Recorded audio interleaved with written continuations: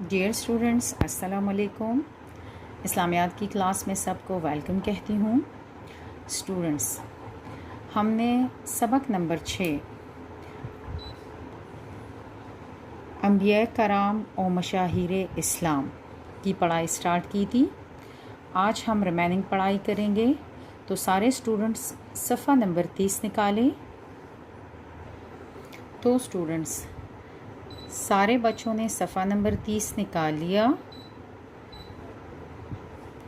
اچھا بچوں، پچھلے لیکچر میں ہم نے پڑھا تھا حضرت نوح علیہ السلام کے بارے میں کہ حضرت نوح علیہ السلام نے تقریباً 900 سال تک اپنی قوم کو اللہ تعالیٰ کی طرف بلایا، لیکن وہ لوگ مسلسل ان کا انکار کرتے رہے، جس پر حضرت نوح علیہ السلام نے اللہ تعالیٰ سے ان کے لیے بد دعا کی، جو اللہ تعالیٰ نے قبول کی، اور اللہ تعالیٰ نے انہیں فرمایا کہ ایک کشتی میں اپنے ساتھ ایمان والے بندوں کو بٹھا دو، اور اس طرح ایک طوفان آئے گا جو سارے کافروں کو غرق کر دے گا، اور آپ کے ساتھ آپ کے جو دوست ایمان والے دوست ہیں وہ اس دنیا میں باقی رہ جائیں گے۔ چلے اب ہم پڑھائی سٹارٹ کرتے ہیں۔ جب کشتی تیار ہوئی تو طوفان کی علامات شروع ہو گئیں۔ علامت کی جمع ہے، یعنی نشانی یا آثار۔ زمین سے پانی ابلنے لگا، زمین سے پانی ابلنے لگا۔ ویسے تو دیکھیں نا، جب اسٹوڈنٹس بارش ہوتی ہے تو آسمان سے پانی آتا ہے نا، لیکن کیونکہ یہ اللہ تعالیٰ کا عذاب تھا ان پر، اس لیے اللہ تعالیٰ نے زمین کو بھی حکم دیا تھا کہ پانی نکالو، ٹھیک ہے؟ تو زمین سے بھی پانی ابلنے لگا۔ اللہ تعالیٰ نے حضرت نوح علیہ السلام کو حکم دیا کہ آپ علیہ السلام اپنے اہل و عیال اور ان لوگوں کو جو آپ علیہ السلام پر ایمان لا چکے ہیں کشتی پر سوار کر لیں۔ اللہ تعالیٰ کا حکم تھا کہ آپ نے اپنے اہل و عیال کا مطلب ہے اپنے گھر کے لوگ، جسے ہم بال بچے کہتے ہیں، ٹھیک ہے؟ گھر کے لوگوں کو اور ان لوگوں کو جو ایمان لائے تھے انہیں کشتی میں سوار کر دو۔ یہاں بچوں ایک بات میں آپ کو ایک اور بات بھی بتاؤں کہ اہل و عیال میں وہ لوگ، بال بچوں میں بھی یعنی بیوی اور بچوں میں بھی وہ لوگ، صرف وہ لوگ جو ایمان لائے ہیں۔ کہا جاتا ہے کہ حضرت نوح علیہ السلام کی بیوی بھی ایمان نہیں لائی تھی، تو وہ بھی ان کافروں کے ساتھ، اور ان کا ایک بیٹا وہ بھی ایمان نہیں لایا تھا، تو وہ بھی ان کافروں کے ساتھ اسی طوفان میں غرق ہو گئے تھے۔ اہل و عیال اور ان لوگوں کو جو آپ علیہ السلام پر ایمان لا چکے ہیں کشتی پر سوار کر لیں۔ تمام جانوروں کا ایک ایک جوڑا بھی کشتی میں سوار کر لیں، ٹھیک ہے؟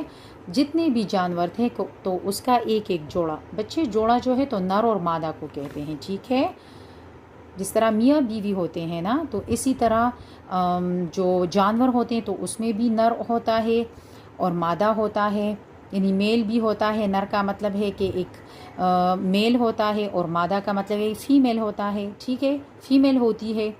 تو اسی طرح تمام جانوروں کا ایک ایک جوڑا کشتی میں حضرت نوح علیہ السلام کے ساتھ سوار ہو گیا۔ یہ اللہ تعالیٰ کا حکم تھا۔ اچھا، جو لوگ اللہ کے فرما بردار ہو چکے تھے، اللہ کے فرما بردار یعنی اللہ کے حکم بردار، اللہ کے حکم کے مطابق ہو چکے تھے، یعنی انہوں نے اللہ کو ایک مانا اور حضرت نوح علیہ السلام کو اپنا پیغمبر مانا،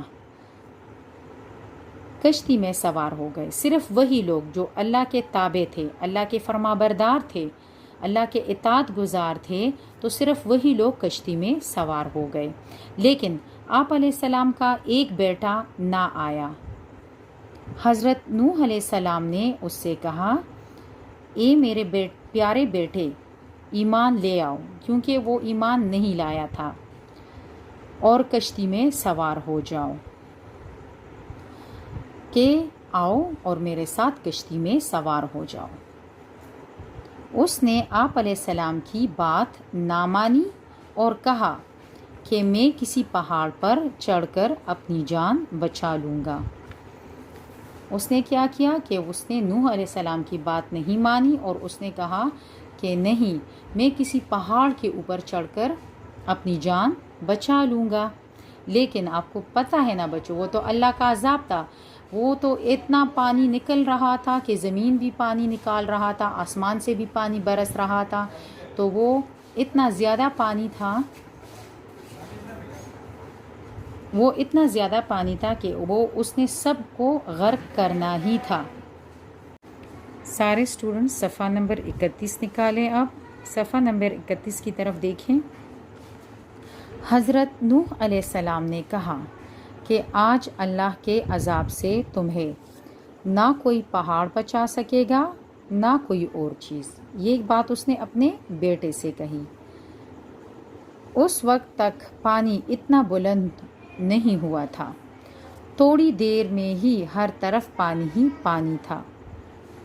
اس وقت تک پانی اتنا بلند نہیں ہوا تھا جس وقت حضرت نوح علیہ السلام اپنے بیٹے سے فرما رہے تھے کہ پیارے بیٹے آ جاؤ اور ایمان لے آؤ اور کشتی میں سوار ہو جاؤ، ٹھیک ہے؟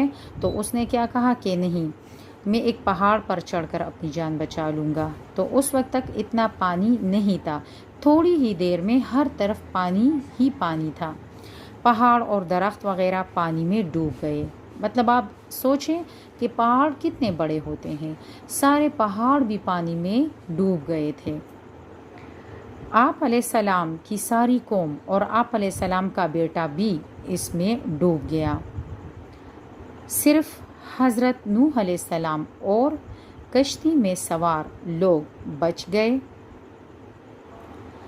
کشتی طوفان کے اوپر چلتی رہی۔ جو طوفان تھا، جو پانی مسلسل نکل رہا تھا زمین سے، جو ہوائیں ساتھ میں چل رہی تھی، تو کشتی اس طوفان کے اوپر مسلسل چلتی رہی۔ جب طوفان تھما یعنی رکا، تو یہ کشتی جودی پہاڑ پر رکی۔ بچوں، جودی ایک پہاڑ کا نام ہے جو ترکی میں ہے۔ وہ لوگ اللہ کے حکم سے پہاڑ پر اتر کر زمین پر رہنے لگے، اور پہاڑ پر جب کشتی رکی اور پانی آہستہ آہستہ کم ہوتا چلا گیا، تو کشتی رک گئی پہاڑ پر، اور وہ لوگ اسی پہاڑ سے نیچے اتر کر زمین پر رہنے لگے اور اللہ کے احکامات کے مطابق سکون سے زندگی گزارنے لگے۔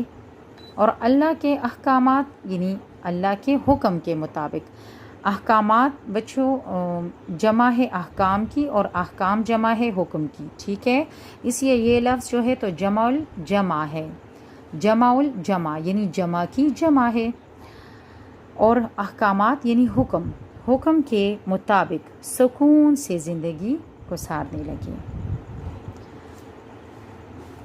اب اسٹوڈنٹس، آپ سب نے جو مشکل الفاظ ہیں، ٹھیک ہے، تو اس کے معنی لکھنے ہیں۔ تو سارے بچے پینسل نکال کر اپنی بکس کے اوپر یہی میننگز، الفاظ کے معنی جو ہے تو وہ لکھ لیں۔ شاباش۔